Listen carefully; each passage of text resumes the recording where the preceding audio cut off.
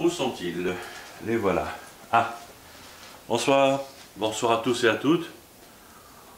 Un petit peu de café. J'espère que vous allez bien. Alors, merci de m'accueillir une nouvelle fois dans vos petits groupes en semaine. Et en ce moment, à l'EPB de Saint-Dizier, on parle de légendes urbaines. Alors, c'est quoi ces légendes urbaines? Ce sont des soi-disant vérités, donc effectivement que l'on pense vraies.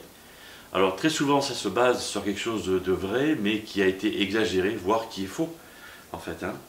Et la légende qu'on étudie cette semaine, c'est tu as fait quelque chose pour mériter ça. Alors c'est quand on traverse une épreuve, une souffrance, quelque chose de mauvais dans notre vie, et que quelqu'un nous dit tu as fait quelque chose pour mériter ça. Un peu comme cette expression que vous connaissez peut-être et que je ne supporte pas, que j'ai jamais supporté, quelqu'un qui te dit c'est le bon Dieu qui t'a puni. Waouh! Le bon Dieu qui punit, le Dieu d'amour qui punit, enfin bref. Mais c'est ça. Grosso modo, c'est une légende. C'est une légende. Et surtout que quand tu traverses un temps d'épreuve, un temps de souffrance, tu n'as pas besoin d'entendre ça. Tu as besoin d'entendre des mots, des paroles de réconfort, mais pas des paroles de jugement en fait. Hein.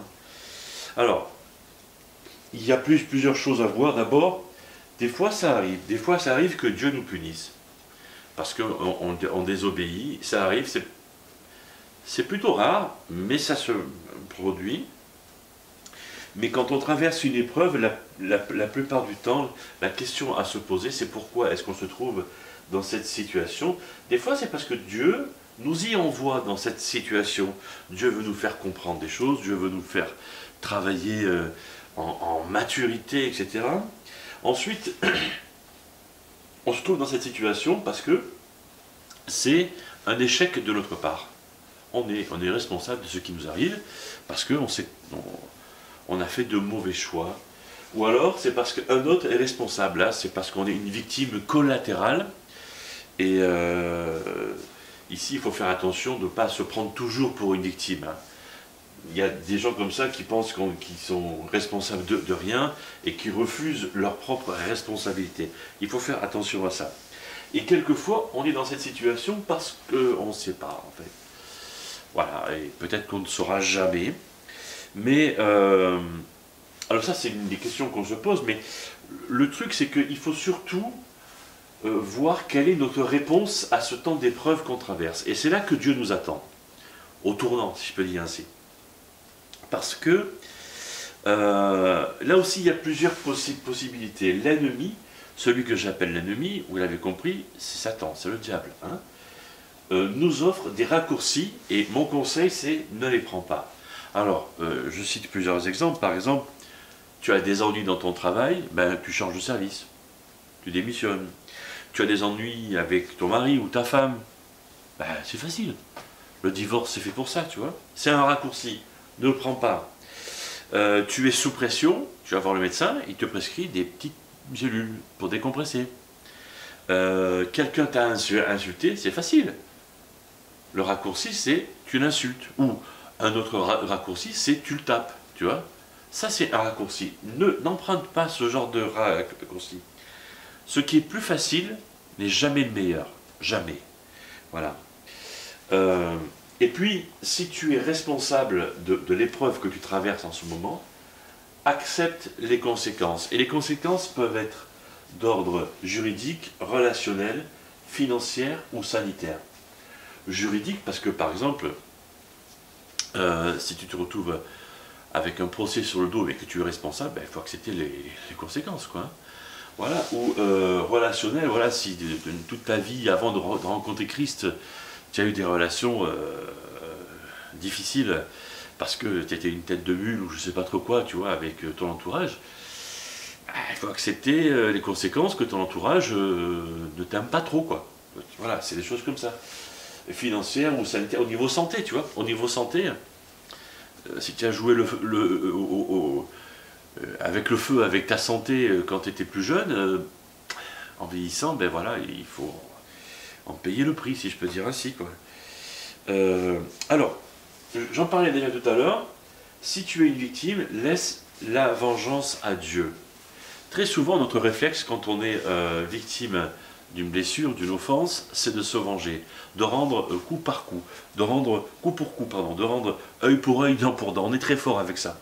Sauf que la Bible nous dit dans Romains 12, ne vous vengez pas vous-même, mais laissez la colère de Dieu agir.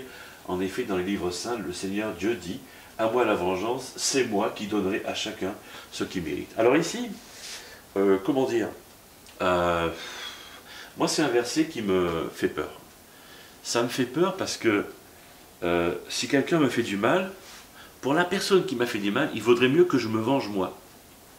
Parce que si c'est le Dieu, le Seigneur Dieu, le Dieu qui a tout créé, qui prend sur lui la charge de ma vengeance, aïe aïe aïe, c'est une autre affaire, tu vois. Voilà.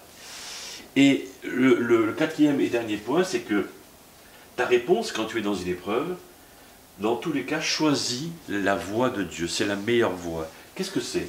C'est faire la bonne chose. Dieu attend que tu fasses la bonne chose. Comment tu trouves ça? Si tu connais la Bible, tu lis un peu la Bible, tu vas trouver. En priant, tu vas trouver. En parlant de tes épreuves avec des amis qui sont de fidèles disciples de Jésus-Christ, tu vas trouver, etc. Dieu va te dire ce qui convient de faire. Ensuite, dire la vérité. Dire la vérité parce que vivre dans le mensonge n'est pas une vie.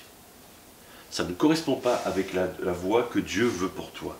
Dire toujours la vérité.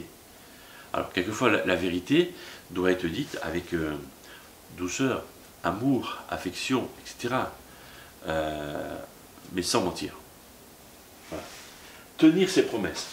Parce que Dieu est un Dieu qui tient ses promesses. Il attend de nous qu'on tienne aussi nos promesses, nos engagements. Se préoccuper des autres. Et ça, quand tu traverses une épreuve et tu commences à oublier un peu tes soucis pour te préoccuper des autres, franchement, il y a une ouverture, il y a ton cœur qui s'ouvre et tu as l'impression que tes épreuves diminuent en intensité. C'est vraiment étonnant comme ça fonctionne. Ça. Et puis, défendre l'honneur de Dieu. Si tu es dans un endroit où l'honneur de Dieu est bafoué, choisir la voie de Dieu, c'est défendre l'honneur de ton Dieu. Voilà ce que je voulais dire pour cette semaine. Je vous souhaite de bonnes discussions, une bonne soirée et à la semaine prochaine.